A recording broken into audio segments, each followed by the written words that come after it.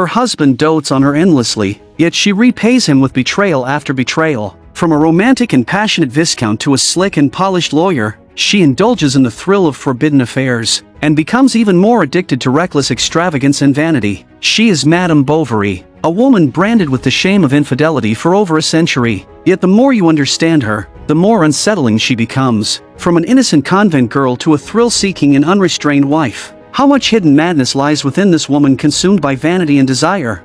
Emma was raised in a convent, receiving an aristocratic education in a closed world filled with religious devotion. Yet deep within her heart, there always burned an intense longing for a different kind of life. She often immersed herself in romantic novels, her heart overflowing with endless fantasies about love. She dreamed that fate would send someone to take her away to a romantic world that existed only in her imagination. However, in the very year she stepped out of the convent, before the breeze of freedom could even touch her face, she was hastily dressed in a wedding gown. Her father arranged for her to marry a simple country doctor, Charles Bovary. Emma entered the marriage full of expectations for a romantic life, unaware that it would mark the beginning of her shattered dreams. The dim lighting in their new home, combined with its modest furnishings, was far removed from the romantic world she had imagined. Bovary, who was always quiet and reserved, failed to notice the turmoil in his wife's heart. Even when faced with her youthful beauty, he showed no admiration or passion, simply going through the motions as if fulfilling a duty. Married life became as dull as still water, and Emma tried to find a spark of passion,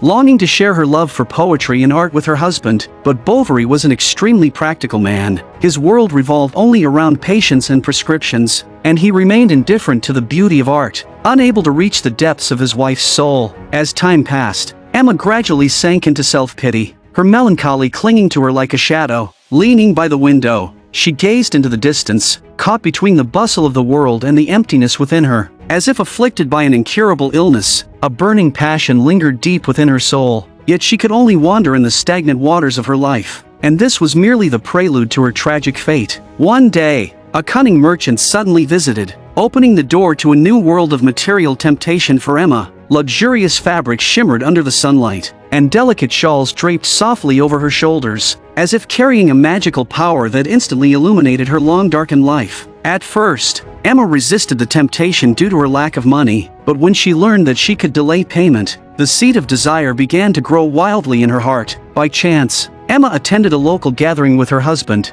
There, she met a young and handsome man named Lyon, full of artistic charm. His insights into literature and art deeply touched Emma's heart, fulfilling all her romantic fantasies. At first, their interactions were limited to leisurely walks through the fields, sharing their dreams of the future. But over time, Lyon's inner restlessness became increasingly apparent. He began taking advantage of Bovary's absences, frequently staying by Emma's side and eagerly inviting her out. With each meeting, their feelings for each other gradually intensified, yet Charles Bovary remained completely unaware, believing them to be like-minded friends, even giving them opportunities to be alone together. At last, Lyon could no longer suppress his emotions, and he pulled Emma outside, confessing his love under the moonlight. Overcome with passion, he gently leaned in and kissed her. At that moment, the long-suppressed fire within Emma's heart was instantly ignited, yet the chains of morality still tightly bind her heart, forcing her to reject this sudden temptation. Looking at her husband sleeping soundly beside her,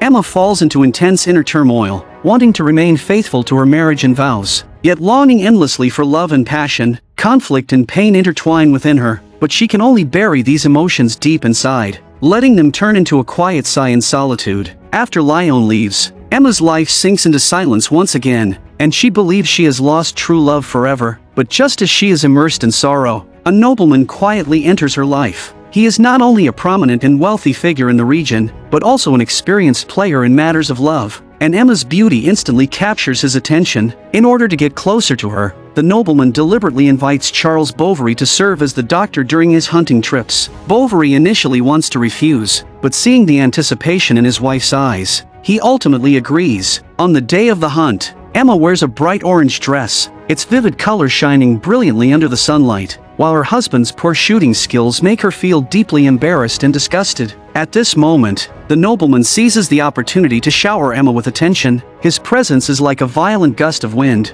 once again stirring the already restless waters of her heart. She begins to question her principles, and feels more and more that she has sacrificed too much in her marriage. faced with the nobleman's repeated and direct advances, the chastity and restraint she once held sacred begin to crumble. After countless inner struggles, Emma puts on a dazzling gown and walks miles without hesitation, finally arriving at the nobleman's estate. At first, they deliberately maintain a subtle distance. Emma pours out the suffocation and misery of her married life, while the nobleman encourages her to break free from societal constraints and pursue the life she truly desires. These words deeply move Emma and completely shatter the last barrier in her heart. She falls at the nobleman's feet, begging him to save her lost soul through his actions. In the end, the nobleman obtains both her body and her love. After a night of indulgence and excess, Emma is overwhelmed with shame, and once her emotions settle slightly, she hurriedly makes her way home. Back at home, seeing her husband still busy with work and unaware of anything unusual,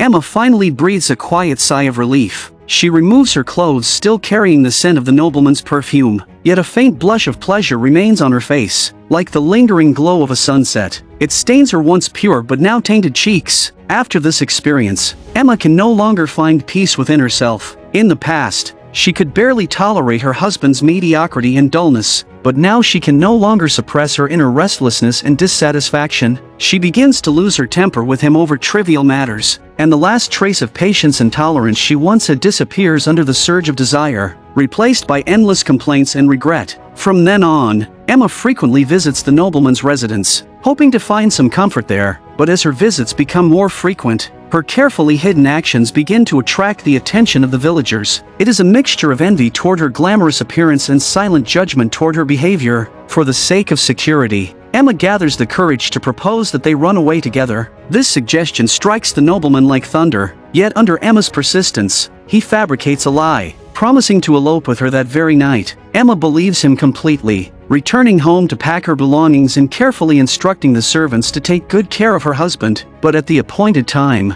the nobleman coldly sends a farewell letter, choosing to flee alone, leaving Emma abandoned in a pit of despair and completely shattering her naive illusions. Under this devastating blow, Emma becomes like a lifeless shell, collapsing into the mire of fate and falling gravely ill. Bovary is frantic with worry, giving up all his work to stay by her side, caring for her with unwavering devotion. Yet this deep love and devotion fail to stir any response in Emma's heart. Not only is she unmoved, she becomes even more indulgent in her desires. Emma begins to sink into a life of luxury and excess, moving step by step from inner dissatisfaction toward reckless indulgence. She borrows money from a ruthless merchant just to wear extravagant clothes, to cover the floors with soft carpets, and even to replace the tablecloths with ones trimmed in silver. All this waste becomes like a bottomless black hole, devouring every bit of savings this ordinary family has. Before long, Bovary receives the first heavy bill, and the shocking numbers pierce his heart like a blade. He wants to sit down and talk with his wife, hoping she will come to her senses and cherish their hard-earned life. But when he finally gathers the courage to express his concerns, the response he receives leaves him heartbroken. Please, dear, you upset yourself unnecessarily. Look around. Look at everything we have. The rugs, the new curtains, the chairs. Really, Charles, look at everything. You must confess that considering the quantity, the cost isn't too dear. In order to repay the massive debts caused by his wife's extravagant lifestyle, Bovary decides to take a desperate gamble and accepts an extremely difficult and complex surgery. Fortunately, with his exceptional medical skills, he successfully completes the operation. This remarkable achievement not only earns him personal praise from the mayor, but also brings a substantial reward from the government, giving this struggling family a brief and precious moment of relief. However, the good times do not last long, as the cunning merchant quickly senses a new opportunity to exploit. Holding tickets to a top-tier theater, those tickets resemble a fragrant yet poisonous bait, like a cursed Pandora's box, quietly opening the door to madness and downfall for Emma. As she sits in the theater, immersed in the dazzling performance, the once poor young scholar unexpectedly appears behind her. Their reunion is like a spark that instantly ignites the passion within Emma's heart. In order to meet Lyon, she fabricates a lie to her husband, claiming she is going to take piano lessons. In reality, she escapes with her lover to a bustling city, indulging in a world of temptation and excitement, savoring moments that belong only to them. Not only that, Emma extravagantly rents a luxurious hotel, simply to spend every intimate night with the young Lyon. Yet this reckless love causes her debts to grow like a rolling snowball. It is not until the ruthless merchant comes to her door, demanding a staggering sum of £10,000, that Emma finally wakes as if from a dream. But I've nothing to pay you with. Speaking in helpless despair, facing an unpayable debt, Emma hurriedly seeks out Lyon, intending to run away with him, but Lyon is at the peak of his career, with a promising future ahead, and he is unwilling to abandon it for the sake of a woman. With a cold and expressionless face, he delivers words of separation. His voice cuts like a sharp blade, piercing straight into Emma's heart. Disheartened, she stumbles home like a puppet stripped of its soul. But when she finally drags herself back, court officers have already posted a notice on her door, declaring the enforcement of a legal judgment. Bovary tells her heavily that the house no longer belongs to them. Unable to accept this reality, Emma swallows her pride and begs the merchant for a few more days, her face covered in tears. At this moment, the merchant curls his lips into a mocking smile and casually tells her that the nobleman has returned from abroad, suggesting she might seek help there. Hearing this, a faint spark of hope reignites in Emma's dim eyes. Though this hope is filled with humiliation and reluctance, she still puts on her most luxurious dress and returns to the mansion that once witnessed their passion. But when the nobleman learns of her purpose,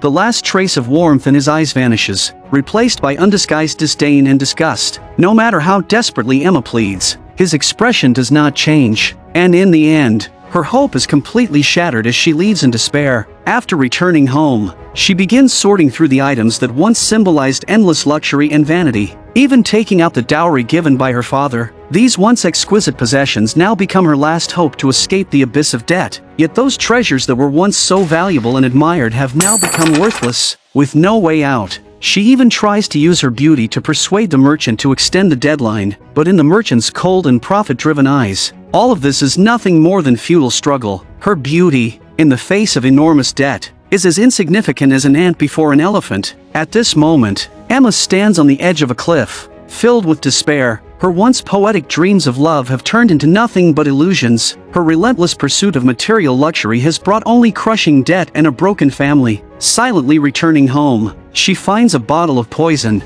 and without hesitation, raises it and drinks the deadly liquid in one motion, making her final farewell to this cruel world. As the poison spreads, she slowly walks into the depths of a dense forest, feeling the sharp pain in her abdomen with every step. The pain burns like raging fire, as if consuming both her body and soul. In the end, upon a bed of golden fallen leaves, she collapses like a withered leaf drifting to the ground. Her breath grows weaker, like a flickering candle in the wind, until it fades completely in agony and despair. Meanwhile, Bovary continues searching anxiously for his wife in the endless night. His desperate calls echo through the silent darkness, but they can never bring back the once vibrant and dream-filled Emma. Thus, Emma's tragedy comes to an end, yet the story of Madame Bovary continues to unfold in today's world. In this seemingly prosperous yet trap-filled modern society, countless people are driven by desire, chasing illusions that can never be reached. They are misled by the carefully curated lives on social media, believing that this is what love and success should look like. They blindly pursue material excess, hollow status,